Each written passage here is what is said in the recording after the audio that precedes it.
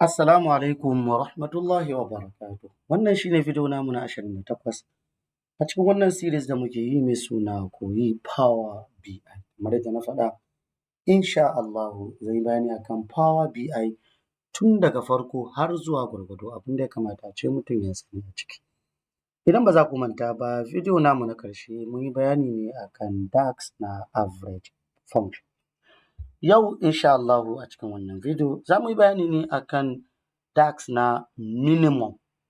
So mun san me minimum yake yi, normally yana baka minimum value da kake da shi a cikin range of data da kake da shi.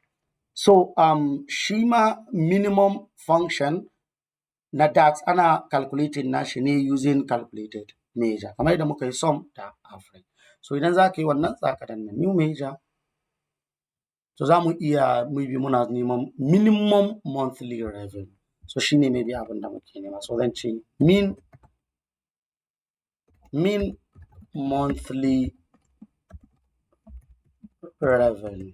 So zan ce equals to min shi ne sunan function in. So zan ce monthly revenue.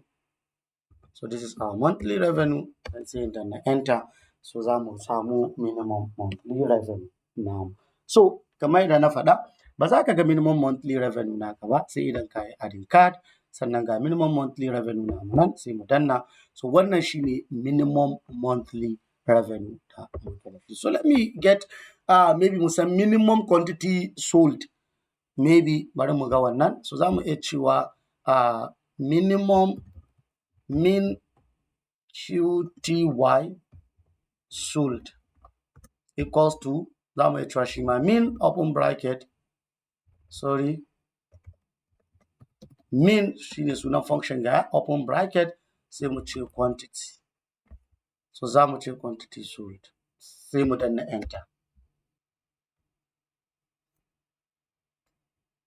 So idan muka danna enter, wannan shi ne minimum quantity sold namu. So shi ma ba za mu gan shi ba sai mun danna wannan. So here it is, sai mu danna minimum quantity sold. So 18 shi ne minimum quantity sold now. So wannan shi ne yadda ake calculating minimum a cikin PowerBI, kuma anan za mu sa insha Allahu. Da fatar Allah ka samu dace. Wassalamu alaikum wa rahmatullahi wa barakatuh.